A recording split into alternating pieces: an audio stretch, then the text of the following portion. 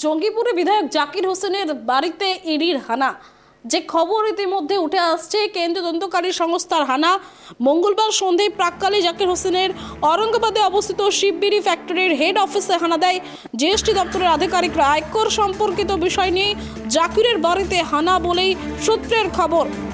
হানা দেওয়া এই সময় প্রচুর পরিমাণে কেন্দ্রীয় বাহিনী উপস্থিত রয়েছে। পুরো বাড়ি অফিস কার্যত ঘিরে ফেলা হয়েছে কেন্দ্রীয় বাহিনীর পক্ষ থেকে। অফিসের ভেতরে রয়েছেন জঙ্গিপুরের বিধায়ক জাকিরের বাড়িতে হানা ঘিরে এলাকায় ব্যাপক শোরগোল। যেমনটা খবর ইতিমধ্যে উঠে আসছে, জঙ্গিপুরের বিধায়ক জাকির হোসেনের বাড়িতে কেন্দ্রীয় সংস্থার হানা। মঙ্গলবার সন্ধ্যেই একদম জাকির হোসেনের औरंगाबादে অবস্থিত শিববিড়ি ফ্যাক্টরির হেড অফিসে হানা দেয় জিএসটি দপ্তরের আধিকারিকরা। টেলিফোনে রয়েছে মিলন, প্রতিনিধি আমাদের। মিলন, ঠিক কি কারণে ইডির হানা বিধায়কের বাড়িতে, কি জানা যাচ্ছে?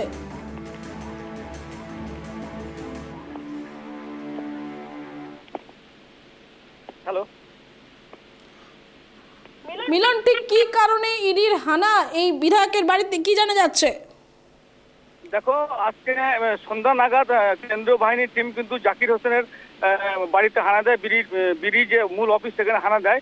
জানা যায় যে বহুদিন ধরে জিএসটি টাকা নিয়ে কিন্তু তার উপরে একটা অভিযোগ হয় এবং সেটা জেনে কিন্তু তারা এখানে হানা দেয়। কিন্তু ওই এলাকায় যখনই কেন্দ্রীয় বাহিনী ঢুকে সেখানে কিন্তু এলাকার লোকজন কিন্তু আতঙ্কে ছড়িয়ে পড়ে এবং জাকির হোসেনের যে কিছু কাছের লোক তারা কিন্তু এলাকায় চলে আসে। ওখানে সেই ভিড় জমা, ওখানে কিন্তু কেন্দ্রীয় বাহিনী যত মোতায়েন করা হয় ওখানে যে পুরো ঘরে কাগজ ঢুকতে দিচ্ছে না। এবং জাকির হোসেন যে বিধায়ক প্রাক্তন মন্ত্রী তিনি কিন্তু ঘরের মধ্যেই আছেন।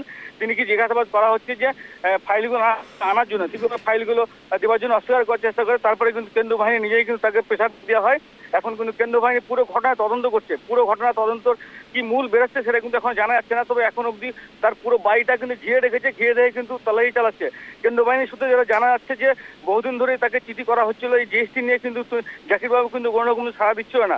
তারপরে কিন্তু এই সিদ্ধান্ত কেন্দ্র আজকে কেন্দ্রীয় বাহিনী যেভাবে তার বাড়ি ঘিরে রেখেছে ওই সুতির তার নিজস্ব বাসভবন বা নিজের অফিসে, সেখানে কিন্তু আশেপাশের মানুষ কিন্তু আতঙ্ক রয়েছে যে এত কেন্দ্রীয় বাহিনী হঠাৎ কি জন্য। তারপরে জানা যায় এই জাকির হোসেনের বাড়িতে তলাই চলছে। এখন কিন্তু কেন্দ্রীয় বাহিনী তার বাড়ি ঢুকে পুরো অফিস থেকে তার কাগজপত্র নিয়ে যে প্রসেস সেই প্রসেসগুলো শুরু করেছে।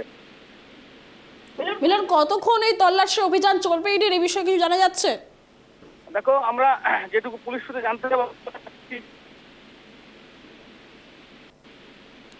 ব্যবসা এবং যে বিড়ির মালিক তার অনেকগুলো অফিস রয়েছে। এই অফিসের পরে যে সন্দেহ হতে অন্য কোনো অফিসে হানা দিতে পারে। জাকিরে কিন্তু সুদিতেও তার অফিসে যে বাইরে রয়েছে, জঙ্গিপুরে রয়েছে, বিভিন্ন জায়গাতে রয়েছে, বিভিন্ন জায়গাতে হানা দেওয়ার চেষ্টা চলছে এখানে। এখান থেকে যদি কেন্দ্রীয় বাহিনী সঠিক উত্তর জাকিরবাবুর কাছে না পায় তাহলে কিন্তু তারা এই ব্যাপারটা নিয়ে সারাদিন তল্লাশি করে বা কালকেও করতে পারে, এইটা জানা আছে সূত্রে। ধন্যবাদ মিলন। একদমই জঙ্গিপুরের বিধায়ক জাকির হোসেনের বাড়িতে কেন্দ্রীয় সংস্থার হানা। একদম সন্ধ্যেই औरंगाबादে অবস্থিত শিববিড়ি ফ্যাক্টরির হেড অফিসে হানা দেয় জিএসটি দপ্তরের আধিকারিকরা। চলছে তল্লাশি অভিযান।